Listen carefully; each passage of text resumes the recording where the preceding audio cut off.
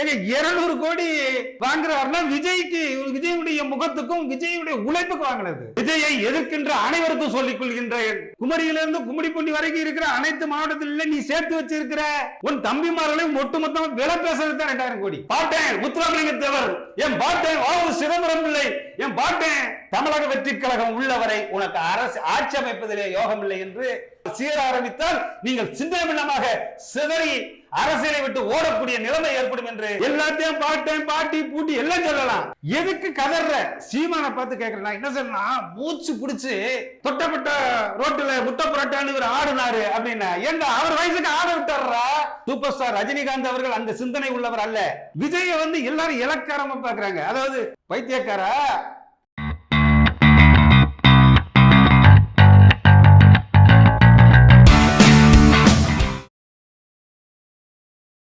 ஐயா வணக்கம். ஐயா வணக்கம். எப்படி இருக்கீங்க?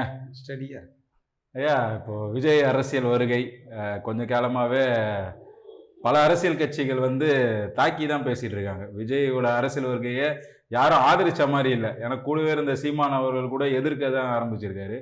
எப்படி பார்க்குறீங்க? பல அரசியல் கட்சிகளும் இதை எதிர்ப்பாகவே போகுது. விஜயோட அரசியலை எப்படி பார்க்குறீங்க? அதாவது விஜய் அவர்களை சீமான் மட்டுமல்ல, கோவன் நம்ம மதுவுக்கு எதிரான பாட்டு பாடினாரு.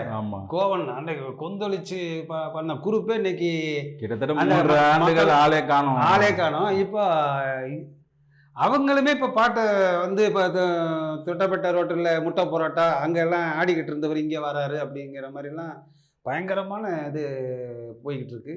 எல்லா கட்சிக்காரங்களையுமே இப்போ விஜயை எப்படி அவரை அரசியலை விட்டு, ஏன்னா இப்போ ஏற்கனவே டி ராஜேந்தர், பாக்கியராஜ், ராமராஜன், கமலஹாசன் இப்படி எல்லாருமே ஓடிட்டாங்க. அப்போ விஜயும் எப்படி ஓட விடுறது அப்படிங்கிறத பார்க்குறாங்க. ஏன்னா இவருக்கு ரசிகர் பலம் மட்டும்தானே இருக்குது, மித்ததெல்லாம் இருக்கா அப்படிங்கிற மாதிரி பார்க்குறாங்க. ஆனால் நேற்று மாவீரர் தினம், நம்முடைய தமிழினத்திற்காக, ஒட்டுமொத்த தமிழ் இனத்திற்காக தன் உயிரை அர்ப்பணித்த தியாகிகள், அந்த வீர வணக்க நாள் தியாகிகள், அந்த மாவீரர் தினத்தில் என்ன பேசணும் சீமான்? அங்கே என்ன வந்தது உனக்கு? விஜயை பற்றி பேச வேண்டிய இதுக்கு என்ன வந்தது? விஜய் யார்? விஜய் யாரு? அவன் ஒரு தமிழன் தானே. விஜய் என்ன கர்நாடகாவில் இருந்து வந்த ரஜினிகாந்தா? தமிழ்நாட்டில் பிறந்தார். அது சாதாரணமா கிடையாது. எதுக்கு கதற? சீமானை பார்த்து கேட்கிறேன். என்ன சொன்னா, மூச்சு பிடிச்சு நான் ஆட்சிக்கு வந்தால் நாங்கள் ஆடு மேய்ப்போம், மாடு மேய்ப்போம், குறிஞ்சி முல்லை மருதம் நெய்தல் பாலை அத்தனையும். ஏய், அதுக்கு எதுக்குடா இது மூச்சு பிடிச்சு கத்திக்கிட்டு இருக்கா? மதுரை அந்த செவடியில நீ குறிஞ்சி முல்லை மருதம் நெய்தல் பாலை என்ன செய்ய போற? ஆடு மேய்க்க போற, மாடு மேய்க்க போறேன்னா ஒட்டுமொத்த நாம் தமிழர் கட்சி குமரியில இருந்து கும்மிடிப்பூண்டி வரை இருக்கிற அத்தனை நாம் தமிழர் கட்சிக்கும் ஆடு மாடை வாங்கி கொடுத்து, நீ ஆட்சிக்கு வந்த பிறகு ஆடு மாடு வாங்கி மேய்ச்சு நான் அதுல பாலை கறந்து அதுக்கப்புறம் நான் கொடுப்பேன். அந்த வேலை இப்பயே செய்ய வேண்டியதானே? நீ இப்பயே செஞ்சுட்டு போக வேண்டிய. இப்ப 2026 நீ ஆட்சிக்கு வந்த பின்னால் நான் குஜராத்திலே 50,000 கோடிக்கு பால் வியாபாரம் நடக்கு, இங்க 50,000 கோடிக்கு பீர் வியாபாரம் நடக்குங்க. அப்போ இப்ப இருந்தே நீ ஆட்சிக்கு வந்த உடனே ஆடு மாடு உடனே ஒரே மாசத்துல வளர்ந்துருமா? பால் கலந்துட முடியுமா? அப்ப இப்ப இருந்து நீ என்ன செய்யணும்? அவர்களுக்கு ஆடு வாங்கி கொடுக்கணும், மாடு வாங்கி கொடுக்கணும். ஒண்ணு வேண்டாங்க. ஏன் கூட கலவட்ட சொல்லுங்க சீமான. அந்த தம்பிமார்கள் எல்லாம் இன்னைக்கு தென் மாவட்டங்கள் வர சொல்லுங்க. இன்னைக்கு வட மாநிலத்தில் இருந்து தொழிலாளர்கள் வடநாட்டவர்கள் ஆக்கிரமிப்பு, தொழிலாளர்கள் ஆக்கிரமிப்புன்னு சொல்றாங்களே. சீமா ஒழுக்கமா அவங்களுடைய தம்பிமார்களை ஒழுக்கமா வேலைக்கு, விவசாய வேலைக்கு, ஆடு மாடு மேய்க்கிறதுக்கு, கட்டட தொழிலாளர்களுக்கு இதுக்கு எல்லாமே போங்கடான்னு சொல்லி நீ ஒரு பெரிய நீ ஓசிக்கு வேலை செய்ய வேண்டாம். சம்பளத்தை நிர்ணயம் பண்ணி இவ்வளவு கொடுங்கன்னு அந்தந்த தொகுதி வரியா பண்ணியிருந்தேன்னா நீ அழகா நீ கட்டமைப்பா அருமையா இருந்திருக்கும், நீ ஆட்சியை பிடிக்கலாம். அதையெல்லாம் விட்டு போட்டு நான் ஆட்சிக்கு வந்த பிறகு இதை செய்வேன்னு சொல்றது, அதுவும் ஒரு மாவீரர் தினத்துல விஜயை பத்தி 200 ஒரு வாரம் படம் ஓடுனவருக்கே அவ்வளவுன்னா, 200 கோடி வாங்குறவருக்கு எவ்வளவுனா நான் 2000 கோடி அப்படின்னா, 200 கோடி வாங்குறாருன்னா விஜயுடைய முகத்துக்கும் விஜயுடைய உழைப்புக்கு வாங்கினது. நீ 2000 கோடி, உனக்கு 2000 கோடி தரேன்னு சொன்னா உனக்கு 2000 கோடி தரல, உன்னுடைய ஒட்டுமொத்த குமரியில இருந்து கும்மிடிப்பூண்டி வரைக்கும் இருக்கிற அனைத்து மாவட்டத்தில நீ சேர்த்து வச்சிருக்கிற உன் தம்பிமார்களையும் ஒட்டுமொத்தமா விலை பேசுறது தான் 2000 கோடி. நல்லா பார்த்துக்கிடணும். 2000 கோடி உனக்கு தரேன்னு சொன்னது உனக்காக இல்ல, உன்னை நடிக்க கூப்பிடுவோம், உன்னை நீ நடிக்கவா, உனக்கு 2000 கோடி தரேன்னு சொல்லல. உன் கூட இருக்கிறவனை எல்லாத்தையும் கூட்டுட்டு என் கட்சிக்கு வந்து வேலை செய்ய, நான் ஆட்சி அமைக்கிறதுக்கு நீ வேலை செஞ்சேன்னா உனக்கு 2000 கோடி தரேன் இருக்காங்க. விஜய்க்கு 200 கோடி தரேன்னு சொன்னா, ஒரு படத்துக்கு 200 கோடி தரேன்னு சொன்னா விஜயுடைய முகத்துக்கு மட்டும்தான், ஒட்டுமொத்த விஜய் ரசிகர்களுக்கு கிடையாது. விஜய் முகத்தை காட்டினா 200 கோடி, அப்ப 10 படத்துல முகத்தை காட்டினா 2000 கோடி முடிஞ்சு வச்சு. பைத்தியக்காரா நாட்டை துறைமுகம் பேசுறாரு. அப்ப உங்களை மாதிரி ஒரு நிருபருக்கு கேட்கிறாரு, ரஜினி அரசியலுக்கு வரும்போதும் நீங்க எதிர்த்தீங்க, இன்னைக்கு இவர் வரும்போதே எதிர்க்கீங்களா? அவரை வரவிடாம செஞ்சோம், அவரை வரவிடாம செஞ்சோம், இவரை வரவிட்டு செஞ்சோம் அப்படிங்க. அதாவது ஒன்று தெரிஞ்சுக்குங்க, வரவிடாம செஞ்சாலும் பிரயோஜனம் கிடையாது. அதாவது ஒரு வேலை செய்யறோம்னா வரவிடாம செஞ்சா என்ன ஆகும்? ஒண்ணு பலன் கிடைக்காது. வந்த பின்பு செஞ்சீங்கன்னா என்ன கிடைக்கும்? அப்ப நான் என்ன சொல்றேன்னா, சேட்டு துறைமுகா இருக்கட்டும், சீமானுக்கு நான் சொல்றேன், நாங்க வெற்றி கொண்டாலும் உள்ள இருக்கான், தீப்பொறி ஆர்வமும் உள்ள இருக்கான், ஏன் சிவாஜி கிருஷ்ணமூர்த்தி உள்ள இருக்கான், குடியாத்தம் குமரனும் உள்ள இருக்கான். நாங்கெல்லாம் பேச ஆரம்பிச்சோம்னா வேற மாதிரி போகும். நீ 2020 பாருங்க. நாங்க இன்னைக்கு சீமான் அவர்களுக்கு தெளிவா சொல்லிக்கிறேன், விஜயை எதிர்க்கின்ற அனைவருக்கும் சொல்லிக் கொள்கின்றேன், தமிழ்நாடு மதுகுடிப்போர் விழிப்புணர்வு சொன்ன சிவனையும் தான் போய்கிட்டு இருந்தது. என்று இந்த மண்ணில பிறந்த தமிழன் விஜய் அவர்களை சீண்ட ஆரம்பித்தீர்களோ அன்று நாங்கள் களத்திலே விஜய்க்காக களத்திலே இறங்க ஆரம்பிச்சிடும். விஜயை வந்து எல்லாரும் இலக்காரமா பாக்குறாங்க. அதாவது கோவல்ல இருந்து கம்யூனிஸ்ட் அத்தனை கட்சிகளை இலக்காரம் இங்க பாக்குறதுக்கு ஒண்ணும் கிடையாது.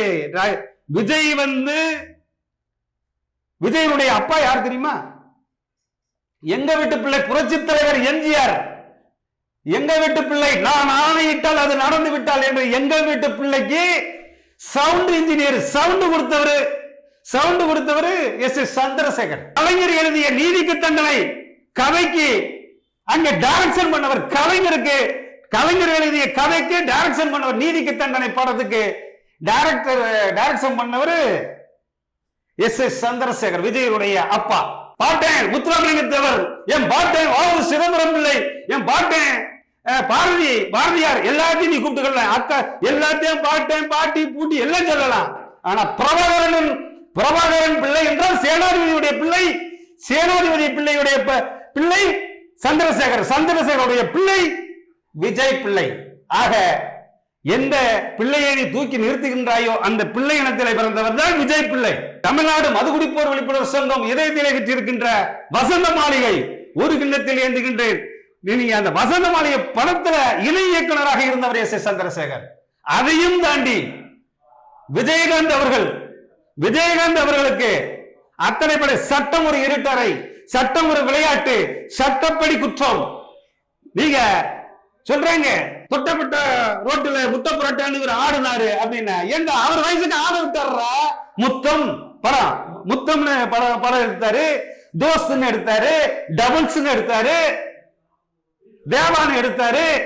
ஏன்னா சந்திரசேகர் வந்து எத்தனையோ இயக்குநர்கள் இன்னைக்கு இருக்காங்க, புரட்சி இயக்குனர்னு பேர் வாங்கினவர் விஜயனுடைய தந்தை எஸ் ஏ சந்திரசேகர். விஜயகாந்த வச்சு பல படங்கள், ரஜினிகாந்த், ஏன் நீ ரஜினிகாந்த கூப்பிடுறிய? ரஜினிகாந்த வச்சு நான் சிகப்பு மனிதன், விஜயகாந்தையும் சூர்யா வச்சு பெரியண்ணா, விஜயகாந்தை வச்சு செந்தூர பாண்டி, அத்தனை திரைப்படங்களும் புரட்சி இயக்குனர் என்று பெயர் பெற்ற ஒரு பிள்ளை.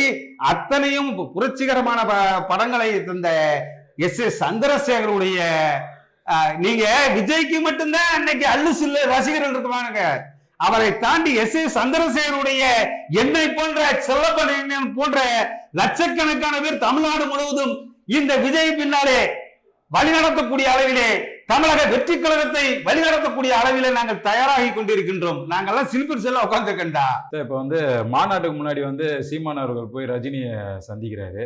அதுக்கப்புறம் அவங்களுக்குள்ள ஒரு கான்வர்சேஷன் போயிருக்கு. ஆனா நான் எதுவும் சொல்ல மாட்டேன் அப்படின்னு சொல்லிட்டு சொன்ன போல, நேற்று கூட மாநாட்டில் வந்து அவர் சினிமாவில் சூப்பர் ஸ்டார்னா நான் அரசியலில் சூப்பர் ஸ்டார் அப்படின்னு போல. எப்படி சார்? சினிமாவில் சூப்பர் ஸ்டார், அதில் மாற்றுக்கிறது கிடையாது. ஆனால் அவர் அரசியலுக்கு வந்தா அவருக்கு அரசியல்ல யோகம் இல்லை. அது ஊரறிஞ்ச உண்மை. அவர் சினிமால சூப்பர் ஸ்டாரு, தமிழக அரசியல் அவருக்கு யோகம் இல்லை. நீ அரசியல்ல சூப்பர் ஸ்டாரு, ஆனா உனக்கு ஆட்சி அமைக்கிறதுல யோகம் கிடையாது. அதை எழுதி வச்சுக்கோ. சீமான் அவர்களுக்கு தெளிவா சொல்றேன், சினிமா சூப்பர் ஸ்டாருக்கு அரசியலிலே யோகம் இல்லை.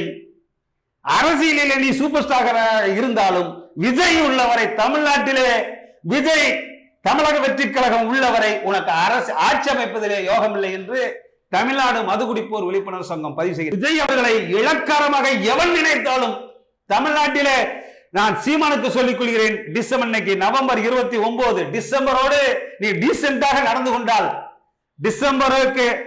டிசம்பர் 1ஆம் தேதியிலிருந்து டீசென்டாக நடந்து கொண்டால் உங்களுக்கு அரசியல் எதிர்காலம் உண்டு. ஏதோ நீ கேட்கின்ற ஆடு மாடு மேய்க்க விவசாயம் பண்ணுவதற்கு உன் ஆசைப்பட்டால் 2026 விஜய் ஆட்சி அமைக்கின்ற பொழுது அத்தனை விவசாய தொழில்களும் உனக்காக, ஆடு மேய்க்க மாடு மேய்க்க, உன் தம்பி மாடுகள் பால் கறக்க, நீங்கள் அனைத்து வேலைகளையும் செய்வதற்கு வேளாண்மை துறையில உள்ள அத்தனையும் உனக்கு டெண்டராகவோ உனக்கு வேலை வாய்ப்பை கொடுக்க விஜய் அவர்கள் தயாராக இருப்பார்.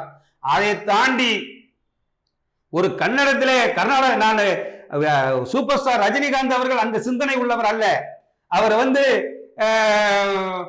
அனைத்து தலைவர்களையும் அனுசரித்து போகக்கூடிய தலைவர். அவருக்கு அரசியல், அவர் உடல்நலம் சரியில்லை, உடல்நல ஒத்துழைக்கவில்லை, அரசியலுக்கு வரவில்லை என்று ஒதுங்கிவிட்டார். அவருக்கு அரசியல் யோகம் இல்லை. இளைஞர்களை வழிநடத்தக்கூடிய சக்தியாக வளர்ந்து வருகின்ற தமிழக வெற்றி கழகத்துடைய தலைவர் விஜய் அவர்களை எவன் சீண்டினாலும் இனிமேல் அவர் அமைதி காக்கிறார் என்று சொன்னால், அவர் டிசம்பர் வரை அடித்தளத்தை சரிவு செய்து கொண்டிருக்கின்றார். ஜனவரியிலே அவர் சீர ஆரம்பித்தால் நீங்கள் சிந்தனமாக சிதறி அரசியலை விட்டு ஓடக்கூடிய நிலைமை ஏற்படும் என்று தமிழ்நாடு மதுகுடிப்போர் விழிப்புணர்வு சங்கம் பதிவு செய்கிறது. இதோட நம்ம முடிச்சுக்கலாம். ஏன் பயந்துட்டீங்களா?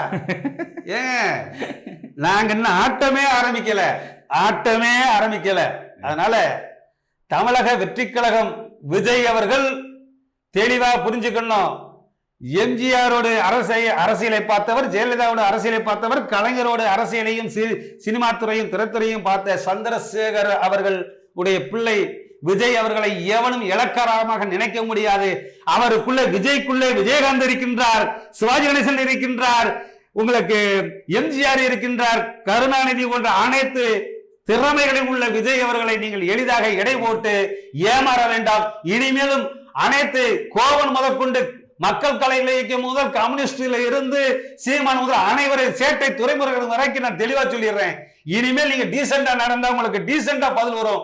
இல்லை என்றால் ஜனவரி முதல் சகட்டு மணிக்கு பதில் வரும் என்று இந்த நேரத்தில் பதிவு செய்து விடைபெறுகிறேன். நன்றி, வணக்கம். நன்றியா.